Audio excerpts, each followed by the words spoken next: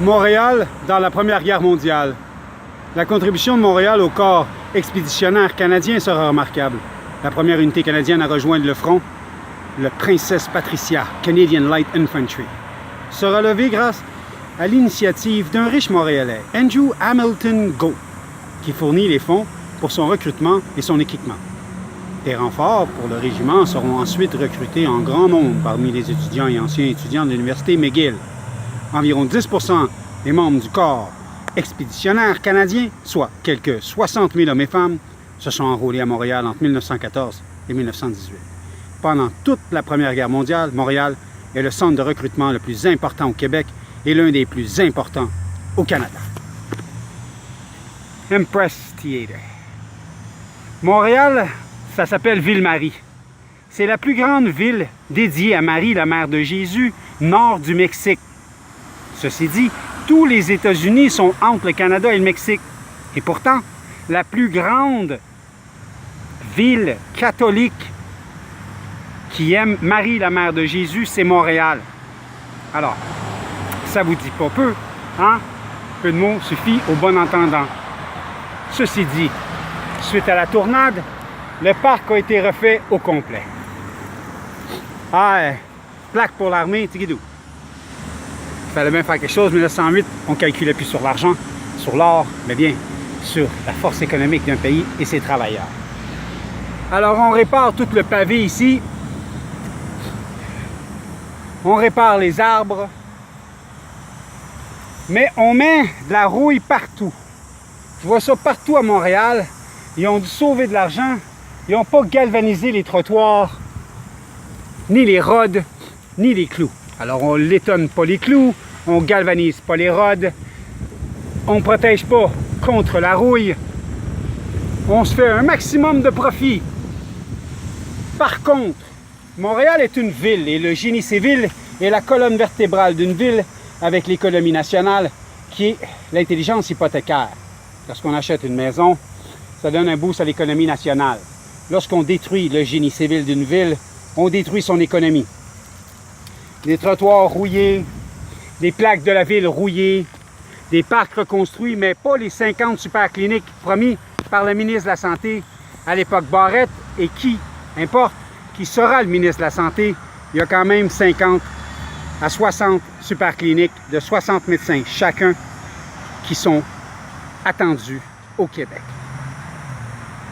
Expropriation. Lorsqu'un propriétaire a un terrain et qu'il veut le vendre à plusieurs fois le prix qu'il l'a payé et qu'il empêche le développement de son lot, le terrain, son emplacement, la ville exproprie le propriétaire, lui rembourse son prix d'achat plus 10% et incite les investisseurs à construire quelque chose comme sur la rue Mills, une instance d'expropriation pour Canal La Chine pour le 875 Mills, Vieux-Montréal. Un terrain acheté à 100 000, ils demandent 10 millions et ils n'ont jamais développé rien depuis 2010. Dans ce cas-ci, c'est la ville qui a acheté et c'est la ville qui laisse pourrir. C'est la ville qui prend le risque.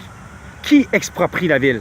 Dans certains cas, c'est le Vatican qui donne les permis quand les terrains sont catholiques, comme le Centre médical de McGill ou l'Université de Montréal. Dans certains cas, c'est le gouvernement fédéral qui prend par-dessus le gouvernement provincial en l'absence de Cour suprême du Québec, en québécois, au Québec, Québec, France, colonie française qui n'a jamais eu de référendum pour faire partie du Canada et qui n'a jamais signé la Constitution canadienne. Il est temps que les clowns retournent au cirque. On n'augmente pas les comptes de taxes de tout le monde. On exproprie et on stimule l'économie. Économie 101. Ce n'est pas en montant les comptes de taxes de tout le monde qu'on va améliorer la ville si les services publics nous mettent de la rouille partout, privatisent partout, fraudent partout, volent les fonds de pension et n'exproprient personne, reconstruit rien. C'est très important de bâtir les super cliniques.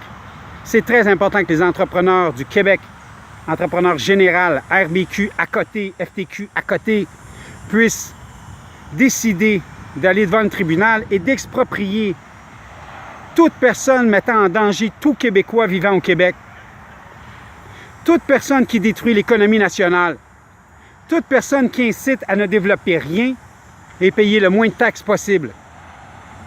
La ville rend très dangereuse la ville de Montréal.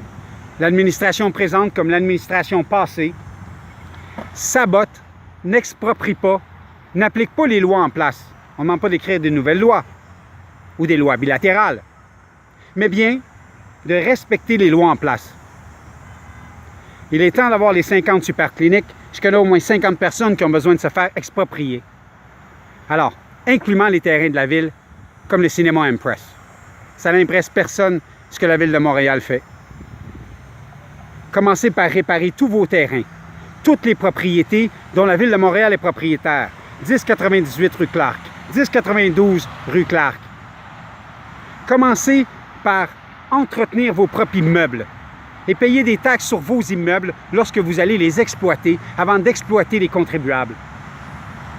J'ai été faussement accusé puis mis en prison longtemps. J'ai lu beaucoup. Mon père m'a appris beaucoup et ma mère aussi. Si la politique m'a envoyé en prison, la politique me libérera. Bien à vous. Des supercliniques, FTQ, APCHQ, ABQ, expropriation, construction, des sujets qui m'intéressent. Bien à vous. Bonne journée. Massacre total de l'économie québécoise. Massacre total du plan des supercliniques du ministre Barrette. C'est dans une tristesse profonde que je pense à tous les gens qui ont besoin de soins à NDG. Bonne journée, boss!